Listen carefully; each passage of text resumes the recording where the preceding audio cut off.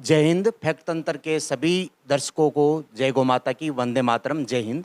आज हम आपको ऐसी शख्सियत से, ऐसे व्यक्तित्व से रूबरू करवाने आ रहे हैं जिन्होंने शिक्षा से लेकर समाज में, पर्यावरण से लेकर स्वास्थ्य से लेकर अपने जीवन का बहुत महत्वपूर्ण योगदान दिया है। यह इनके पूर्वजों के सत्कर्म है और दादाजी पिताजी के सत्यकर्म है, जिनकी वजह से आज इनके खून में वो संस्कार आज भी जिंदा है और आने वाली पीढ़ियों तक भी जिंदा रहेंगे, ऐसी हम अपेक्षा और उम्मीद करते हैं। हमारे साथ गांधी विद्या मंदिर के फाउंडर मेंबर के पौत्र हिमांशु जी दुग्गड़ हमारे साथ है। हम उनसे बातचीत करेंगे। सर्वप्रथम जय गौ माता की, वंदे मातरम। नमस्कार साहब। देखो, जय गौ माता की। अभी जो हिमांशु जी, जो समस्या चल रही है गौ माता पे, पूरे भारत में चल रही है, और किस तरह के प्रयास गांव, ढाणी, शहर में लोगों के द्वारा किया जाना चाहिए, और आप इस क्षेत्र में अभी क्या कर रहे हो? देखिए, जैसे हमने कोरोना में देखा कि कोई एक आदमी या मैं अपने परिवार का ध्यान रखूं इतना पर्याप्त नहीं था। मेरे आसपास के सब लोग स्वस्थ रहेंगे तो मैं स्वस्थ रहूंगा। इस बीमारी का हाल भी वैसा ही है। खाली मैं अपने घर की गायों का या आसपास की गायों का ही देखूं वो नहीं होगा। ये संक्रमण की बीमारी है। हमारे क्षेत्र में, हमारे गांव में, हमारे एरिया में हर गोवंश को हमको अपना मानना पड़ेगा और उन सब का इलाज एक साथ हम मिल के करेंगे तभी ये बीमारी का रोकथाम होगा। वरना हम ये देखें कि इसके बिना हम हमारी गाय को बचा लें, ये संभव नहीं है। बिल्कुल। अभी जो लंपी बीमारी जो चल रही है उसमें गौमाता की मृत्यु दर भी बढ़ी है, तो इसमें अगर आयुर्वेदिक तरीके से हम समाधान करें, जिस प्रकार कोरोना काल में एलोपैथी ने निश्चित रूप से असर किया था, लेकिन जो प्रभाव आयुर्वेद का रहा वही प्रभाव लंपी पीड़ित गोवंश में मिल रहा है कि आयुर्वेद ज़्यादा असर कर रही है।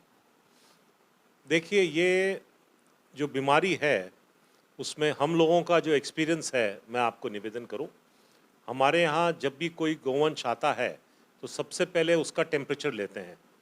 दूसरा, उसको देखते हैं कि उसके शरीर में कहीं कोई चोट है, ये तो उसका उपचार, जो मलम लगाना, पट्टी लगाना, वो करते हैं।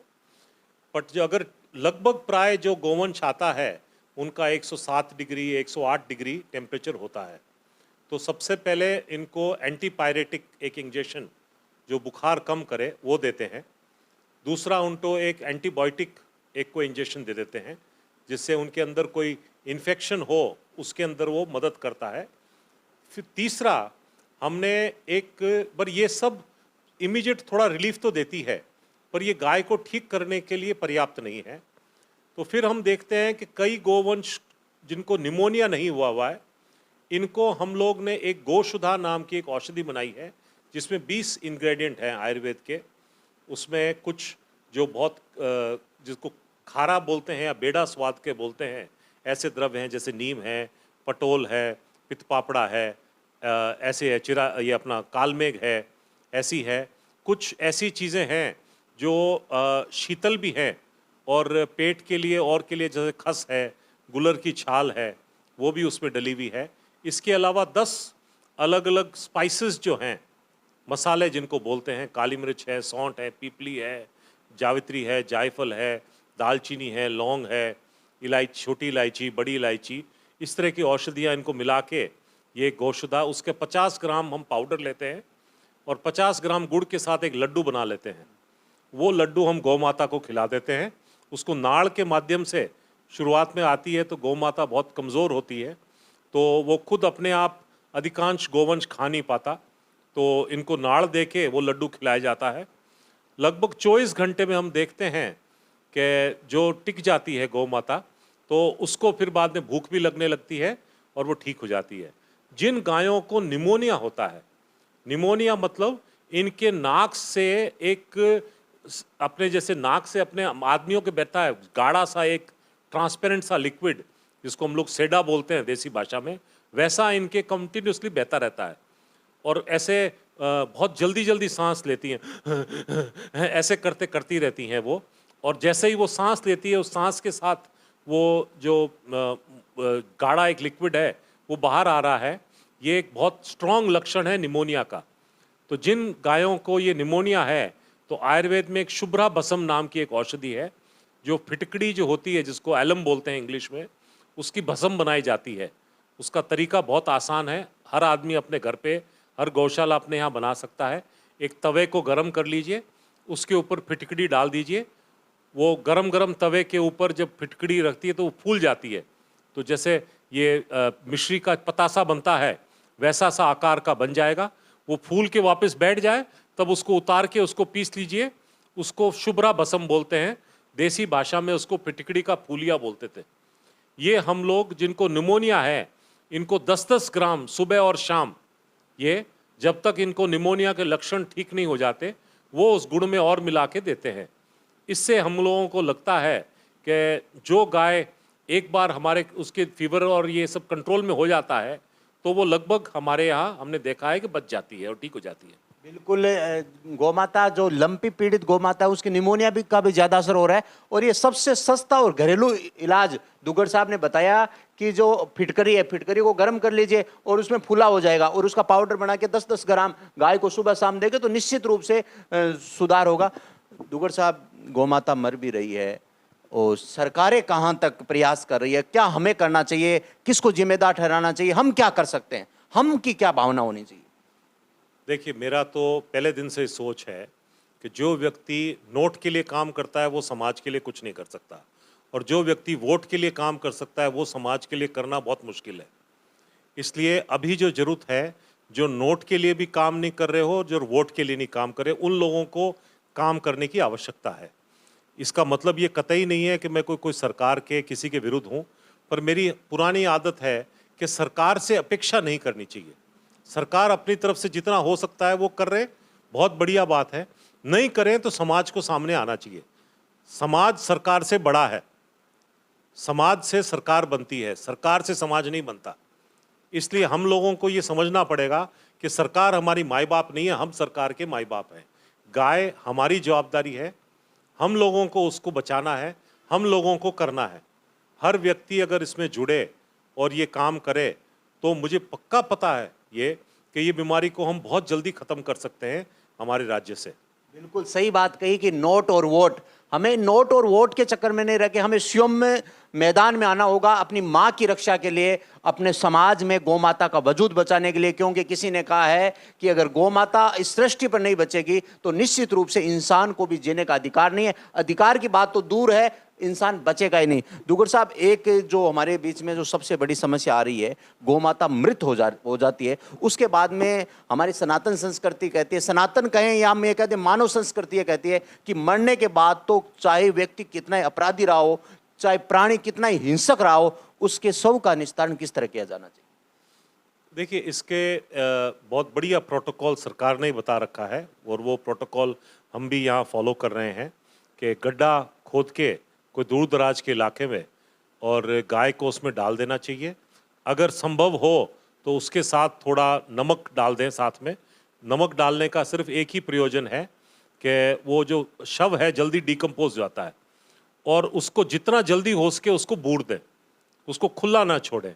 नॉर्मली हमने देखा है जैसे गाय मरती है उसको एक दिन या 24 घंटे में लगभग उसका शरीर फूलने लगता है, मांस मारने लगता है। इस बीमारी से जो गाय मृत होती है वो 1-2 घंटे में ही उसका शरीर फूलने लगता है और उसमें मांस आ जाने लग जाती है।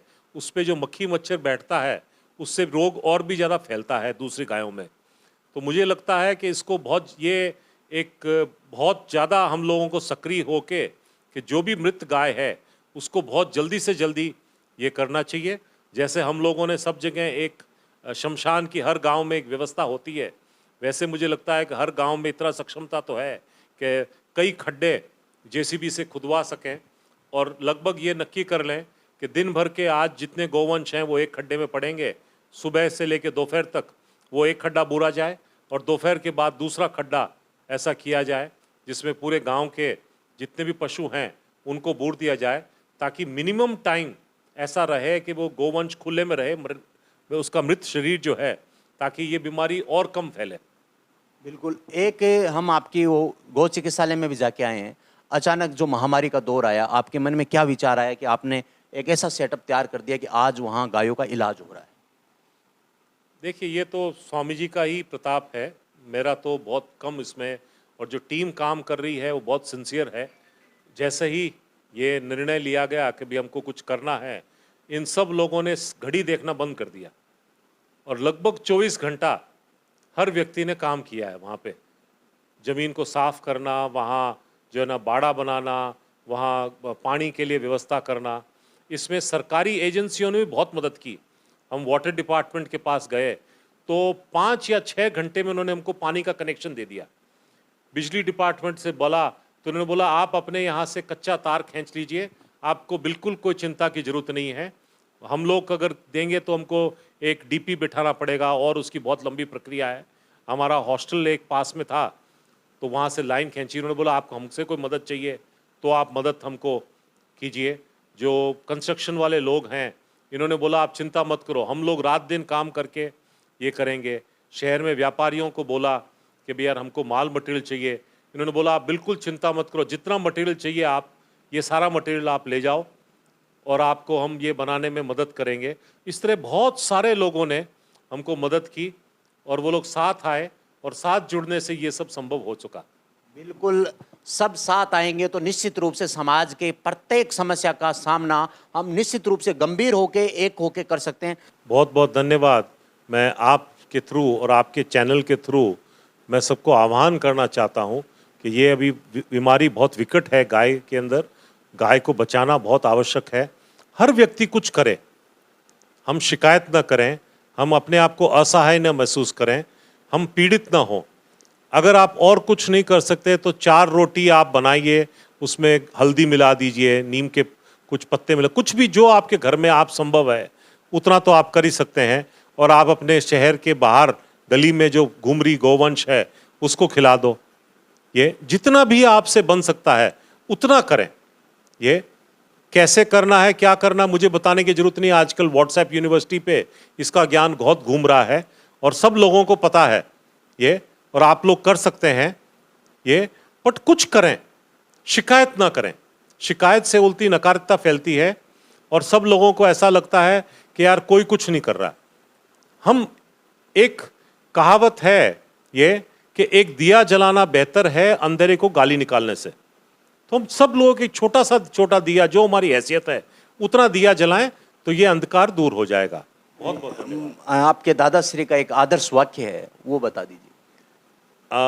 मेरे जो संस्थापक यहाँ स्वामी श्री राम शरण जी महाराज, उनके गुरुदेव थे स्वामी शरणानंद जी, जिनकी प्रेरणा रही ये संस्थान बनाने के। उनके 2 आप्त वाक्य थे जिनको हमने संस्था का ध्येय मान रखा है। जिनका पहला है कुछ न चाहो काम आ जाओ, दूसरा है कोई और नहीं कोई गैर नहीं। इन्हीं 2 भावों के साथ हम लोग काम करते हैं यहाँ पे। कुछ न चाहो काम आ जाओ, इसी आशा के साथ भविष्य में और मुलाकात होगी। हमारा चैनल FN10 है, आप अच्छा लगे तो सब्सक्राइब करें, लाइक करें और सब शेयर करें। Thank you.